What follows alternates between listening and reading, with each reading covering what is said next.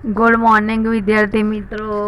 જેમ સ્કૂલ તરફથી હું હર્ષાબેન પુરોહિત ધોરણ 6 માં તમારું સ્વાગત. આપણે આલા લીલા કાવ્ય ભણી ગયા, એનું સ્વાધ્યાય અભ્યાસ બધું ભણી ગયા, બરાબર. હવે આપણે એક જાદુઈ પત્રની વાર્તા એના વિશે આપણે ભણ્યા અને આપણે જોયું કે આપણે જોયું કે બે મિત્રો એમ કે પિક્ચર નિરંજન અને તેનો મિત્ર એટલે નિરંજન અને નિરંજન લેખકને આવીને એવું કહે છે કે ચાલ આપણે પિક્ચર જોવા જઈએ. તો લેખક એવું કહે છે કે આજે તો રવિવાર છે, કેવી રીતે પિક્ચર જોવા જવાશે? તો નિરંજન એવું કીધું મારી પાસે એનો એક ઉપાય છે. બંને એક ટિકિટ લઈ અને જાય છે. જ્યાં જાય છે ત્યાં આગળ બંને જણ એ ટિકિટનો ખૂબ જ ઉપયોગ સારી રીતે કરે છે. એવું આપણે જોયું કે ટિકિટ લઈને બંને જણ જાય છે અને પેલા મેનેજરના હાથમાં આપે છે. મેનેજર આમ તેમ ઉકેલે છે પણ કંઈ ઉકલતું નથી. છેવટે મેનેજર પટાવાળાને બોલાવી અને હાઉસફુલ હોવા છતાં ત્યાં ઓફિસમાં 2 ખુરશી મૂકી આપે છે છેલ્લે બાલ્કનીમાં, અને બંનેને પિક્ચર જોવાની વ્યવસ્થા કરી આપે છે. પિક્ચર જોવાની વ્યવસ્થા કરી આપ્યા પછી ઇન્ટરવેલમાં બંનેને ચા પણ પીવડાવવા માટે બોલાવવામાં આવે છે. આ આપણે જોયું. તો એમ કે રવિવારના દિવસે હતો ને આટલું બધું એ થયું એટલે નિરંજન એવું કહે છે, લેખકને એવું પૂછે છે. લેખક એવું કહે છે કે મેં તો એક નહીં 2 પિક્ચર જોયા. એક આ જાદુઈ પત્રનું પિક્ચર જોયું અને એક ખરેખર મનોરંજનનું પિક્ચર જોયું. એવું આપણે અહીંયા થઈ જશે એમ કે, અને આવા ઘણા બધા કામ હોય તો એમ કે આ જાદુઈ પત્રથી થઈ જશે. આપણે ફરી એનો ઉપયોગ કરવો હોય તો કરી લઈશું, બરાબર. હવે એ આપણે એક વાર્તાનો એક ભાગ પૂરો થયો. હવે આપણે બીજો ભાગ ભણવાનો છે. સુવિખ્યાત હું એનો પેરેગ્રાફ વાંચું છું. સુવિખ્યાત કંપનીમાં કેટલાક ક્લાર્ક લેવાના હતા. મેં મેનેજરની અરજી કરી હતી. 15 દિવસ પછી મારું ઇન્ટરવ્યૂ આવ્યું. મને આ જાદુઈ પત્ર લઈ કંપનીના મેનેજરને મળવાનો તુક્કો સૂઝ્યો. જ્યાં દેવદૂત પગ મૂકતા ડરે ત્યાં મૂર્ખાઓ દોડી જાય. એ યુક્તિ મેં ઘણીવાર સાચી ઠેરવી છે. મેં નિરંજનને વાત કરી. તેણે મને પેલો પત્ર આપવા કહ્યું. નિરંજને કહ્યું, પત્ર આપવામાં મને વાંધો નથી, પણ એનો ઉપયોગ કરતા નહીં આવડે તો નોકરી બાજુમાં રહેશે અને ક્યાંક ભરાઈ પડીશ. પણ મને હવે આત્મવિશ્વાસ આવી ગયો હતો કે મેં કહ્યું તારી સાથે રહીને મને આવડત કેળવી લીધી છે. ગુરુએ શિષ્ય પર ભરોસો રાખવો જોઈએ. જુઓ કે નિરંજનનો મિત્ર નિરંજનને, એટલે લેખક એમ કહે છે કે મેં નિરંજનને કીધું, એને એક મોટી કંપનીમાં ઇન્ટરવ્યૂ આવ્યું. તો ઇન્ટરવ્યૂ આપવા માટે જ્યારે જવાનું થયું ત્યારે એમ કે 15 દિવસ પછી મને પાછો બોલાયો. ઇન્ટરવ્યૂમાં આપી આવ્યો તો પછી 15 દિવસ પછી મને પાછો ત્યાં ઇન્ટરવ્યૂ બોલાવ્યો. તો એ વખતે એમ કે મને એવો વિચાર આવ્યો કે આ નિરંજનની જોડેથી આ જાદુઈ પત્ર જે વેદ સાહેબનો લખેલો છે એ પત્ર લઈ અને એમ કે હું જઉં. એવો મને એમ કે વિચાર તુક્કો સૂઝવો એટલે વિચાર આવો એક વિચાર આવ્યો. અને પછી એમ કે જ્યાં દેવદૂતો પગ ન મૂકતા ડરે ત્યાં જ મૂર્ખાઓ દોડી જાય. એટલે એમ કે જ્યાં તકલીફ હોય, જ્યાં હેરાન થવાના ધંધા હોય, જ્યાં એમ કે એવા લોકો એ ના કરી શકે ત્યાં જ એમ કે આવા મૂર્ખાઓ દોડી જાય. એમ કે એ યુક્તિ એમ કે આવો જે બધા વિચાર કરે છે એ યુક્તિ એમ કે મારે અપનાવી હતી, અને એમ કે મેં એવી યુક્તિ ઘણીવાર અપનાવી છે અને એ યુક્તિ મારાથી ઘણી વખત સાચી પડી છે. ત્યારે એટલે પછી લેખક એમ કહે છે કે જ્યારે મેં નિરંજનને એવું કીધું કે નિરંજન મને પેલો પત્ર તું આપ, ત્યારે નિરંજને એમ કીધું કે આ પત્ર હું તને આપું ખરો, પણ એ પત્ર તો તને ઉપયોગ કરતા નહીં આવડે તો તને નોકરી તો નહીં મળે, પણ એના બદલામાં તું ક્યાંક ભરાઈ પડીશ તો એટલે ક્યાંક તકલીફમાં મુકાઈ જવું, નોકરી નહીં મળે, કદાચ તું ક્યાંક તકલીફમાં મુકાઈ જવું તો એટલે નિરંજનનો મિત્ર શું કહે છે, લેખક નિરંજનને શું કહે છે ખબર છે કે એમ કે હું તારી પાસે રહ્યો, તારી સાથે હું આટલો સમય વિતાવ્યો, આપણે આ પત્રનો એક વખત આવી રીતે ઉપયોગ કર્યો, એટલે તારું આવા બધા એ જોઈ અને હું પણ શીખી ગયો છું. પછી એટલે એમ કે એટલે મને હવે આવું બધા આવી આવડત કેળવી લીધી છે કે કઈ વસ્તુનો કઈ જગ્યાએ ઉપયોગ કરવો એ મને પૂરેપૂરું આવડી ગયું છે. આવું જ્યારે નિરંજન કહે છે, નિરંજનનો મિત્ર એટલે એમ કે લેખક જ્યારે નિરંજનને આવું કહે છે, પછી છેલ્લે એ આ ફકરામાં પછી લેખક નિરંજનને શું કહે છે જુઓ કે ગુરુએ એમ કે તું મારો ગુરુ છું, કંઈ કે આ પત્ર કેવી રીતે ઉપયોગ કરવો એ હું તારી પાસેથી શીખ્યો છું. એટલે ગુરુએ શિષ્ય ઉપર ભરોસો રાખવો જોઈએ. નિરંજને મને પત્ર આપ્યો. પત્ર લઈને હું કંપનીની હેડ ઓફિસે પહોંચ્યો. મેનેજરના પીએએ મને ચિઠ્ઠી મોકલીને કહેવડાવ્યું કે લાયસન્સ ક્લબ ડિરેક્ટર ગવર્નર પત્ર લઈને આવ્યો છું, હું મેનેજર સાહેબને મળવા માગું છું. થોડી વારમાં તેડું આવ્યું. મેનેજર પીએની ઓફિસમાં મને લઈ જવામાં આવ્યો. મારી ગભરામણ વધી ગઈ. મારાથી કોઈ ગલ્લા તલ્લા થઈ જાય તે પહેલાં મેં મારું અમોઘ શાસ્ત્ર વાપરી નાખ્યું. એકદમ પેલો પત્ર મેં પીએના હાથમાં મૂકતા કહ્યું, મૂકી દીધો. પત્ર જોઈને ચમક્યા. તેમણે કહ્યું, આ તો વેદ સાહેબનો પત્ર છે.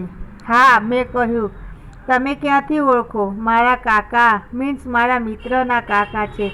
પત્રમાં શું લખ્યું છે? પેલો સનાતન પ્રશ્ન મુખમાંથી સરી પડ્યો. પત્ર મેં ઉખેડ્યો નથી. જો શું કીધું છે વિદ્યાર્થી મિત્રો કે જ્યારે લેખક એમ કે છે કે નિરંજન સાથે મેં પત્ર લીધો અને એ પત્ર લઈને જ્યારે હું ગયો મળવા માટે, ક્યાંક મળવા માટે ગયો, જે ઓફિસમાં જ્યાં એ જે કંપનીની અંદર મારે અરજી મેં કરી હતી એ કંપનીમાં હું મળવા માટે ગયો. તો એ કંપનીમાં એમ કે મેનેજરના પીએએ મને એક ચિઠ્ઠી આપી અને મોકલ્યો, બોલાવડાવવામાં આવ્યો. એટલે મેં મેનેજરના પીએને એમ કહ્યું કે લાયસન્સ ક્લબ ડિરેક્ટર ગવર્નરનો પત્ર લઈને આવ્યો છું. જ્યારે આવું કહેવામાં આવ્યું એટલે થોડી વાર પછી તરત જ એમ કે મને એક માણસ ત્યાં બોલાવવા આવ્યો અને એ પીએ મને બોલાવવા માટે આવ્યો.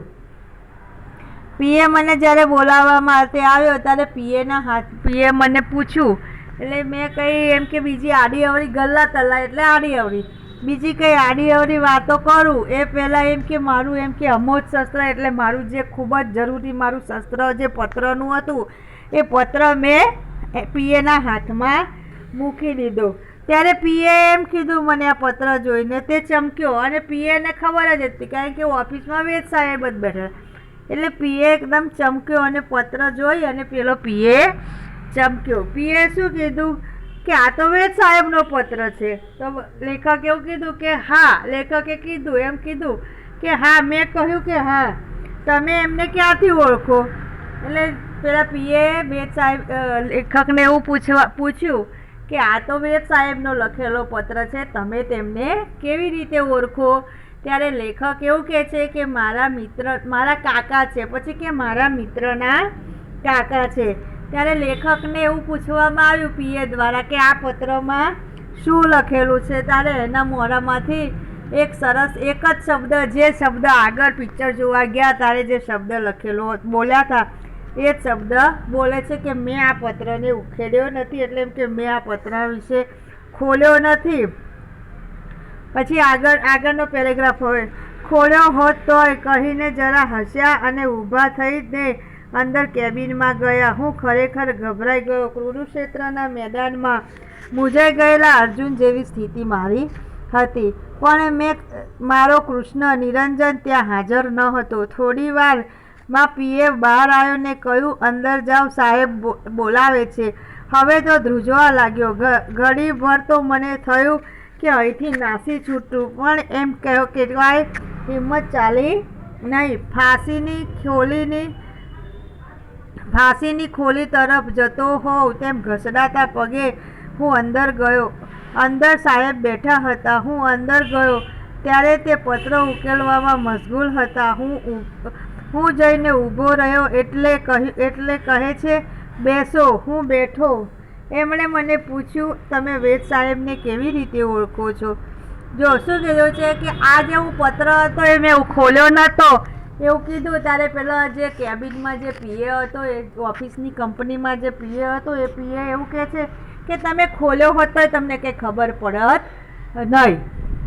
એવું જ્યારે એ વાત કરે છે પછી એમ કહી અને એમ કે હું અંદર ગયો ત્યારે એમ કે જેવી રીતે રણના મેદાનમાં અર્જુન ગભરાયેલો હતો બધાને જોઈને અને મૂંઝાયેલો હતો, એમ કે હું પણ મૂંઝાયેલો હતો કુરુક્ષેત્રના મેદાનમાંની જેમ. પણ એ વખતે કૃષ્ણની સાથે એનો અર્જુન હતો અને મારી સાથે મારો અર્જુન એટલે એમ કે નિરંજન હતો નહીં. હું ખૂબ ગભરાઈ ગયો હતો પણ એમ કે મારો નિરંજન હતો નહીં, પણ મેં થોડી હિંમત રાખી અને એમ કે પછી જ્યારે હું અંદર ગયો ત્યારે એમ કે હું અંદર જતાં ધ્રુજવા લાગ્યો. અને જેવી રીતે મારી પરિસ્થિતિ કેવી હતી એમ અહીંયા વર્ણન કર્યું છે લેખકે કે હું એમ કે જેવી રીતે પેલો માણસ કોઈને ફાંસી ચડાવવા માટે લઈ જતા હોય જેલના કેદીને, અને એ કેદી એમ કે ના છૂટકે ઘસડાતો પરાણે એટલે એમ કે પરાણે કેદી જ્યારે અંદર જતો હોય એવી હાલત એમ કે મારી હતી.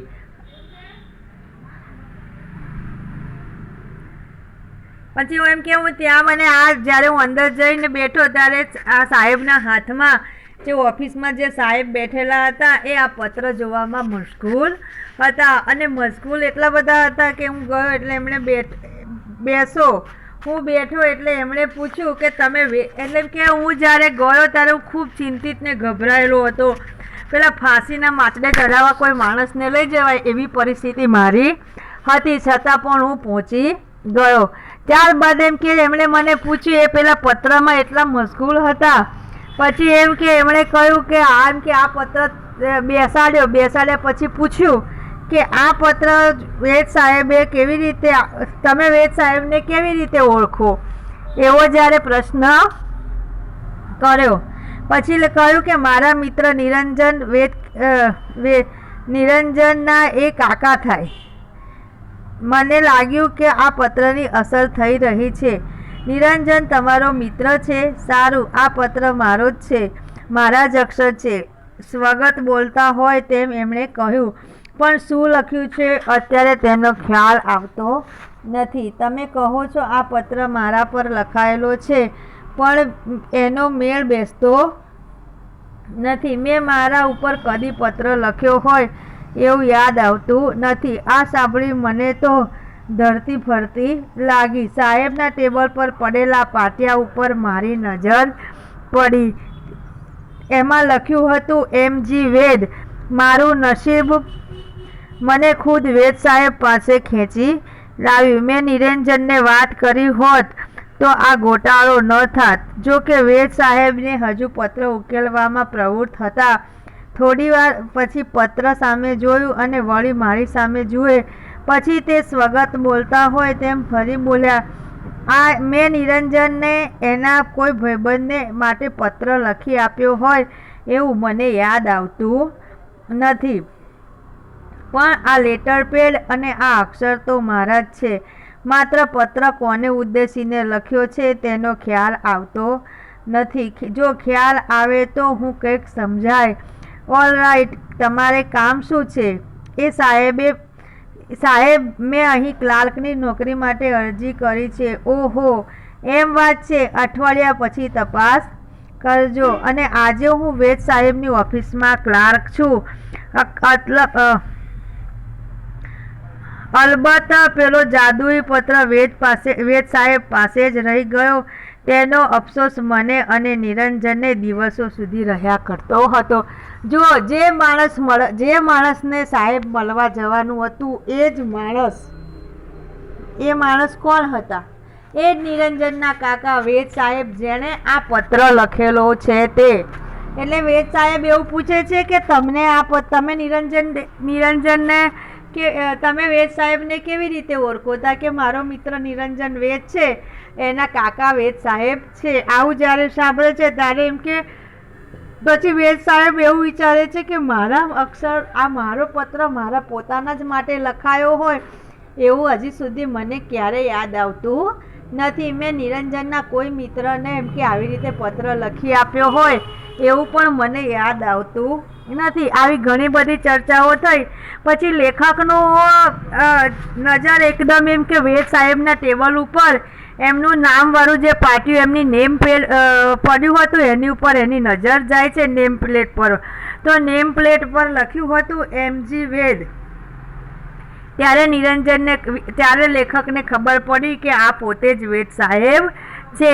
એટલે લેખક મૂંઝાય છે ને મનમાં એવો વિચાર કરે છે કે આના કરતાં તો મેં નિરંજનને વાત કરી હોત તો સારું.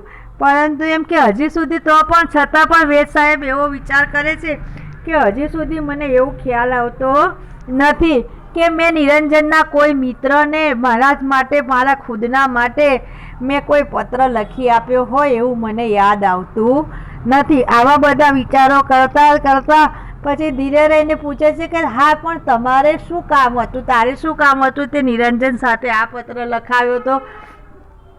ત્યારે લેખક ધીરે રહીને એમ કહે છે કે મારે એમ કે આ કંપનીની અંદર ક્લાર્કની નોકરીમાં મેં અરજી કરી હતી. ઓહો! ત્યારે વેદ સાહેબ એમ કે ઓહો એમાં હું?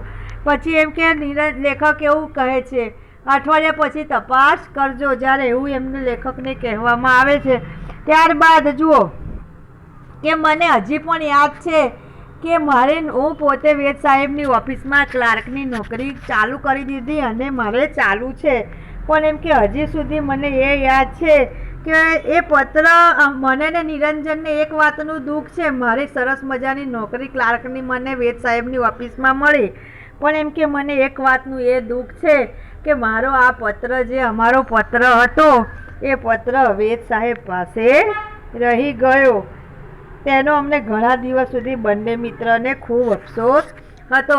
વિદ્યાર્થી મિત્રો, હવે પછીના વિડીયો આવશે ગુજરાતીમાં. જો પાઠ હશે તો થોડો મોટો આપવામાં આવશે. એનું કારણ છે કે મારે અભ્યાસક્રમ અમુક ટાઈમમાં અમુક અભ્યાસક્રમ પતાવવાનો હોય. તેથી વિદ્યાર્થી મિત્રો 12 કે 15 મિનિટ 16 મિનિટના વિડીયો પર હું પાઠ સમજાવવા માટે કરીશ. બરાબર છે? તો એ મારો વિડીયો તમે શાંતિથી સાંભળજો, જોજો તો તમને ખ્યાલ આવશે કે ટીચર કેવી રીતે પાઠની સમજદારી આપે છે. આગળના પાઠમાં પાઠ નાના હતા એટલે આપણે 10 મિનિટનો 11 મિનિટનો વિડીયો થતો હતો, પણ અત્યારે પાઠ થોડા મોટા આવશે તો એ પ્રમાણે વિડીયો આપણે મોટા કરવા પડશે. બરાબર? તો સારું, ચાલો હું મૂકું છું. ફરી મળીશું નવા લેક્ચરમાં. ત્યારે આપણે અભ્યાસ વિશે ભણીશું. અહીંયા જે શબ્દ સમજૂતી અને રૂઢિપ્રયોગો આપેલા છે એ તમારે તમારી પાકી નોટમાં લખવાના રહેશે.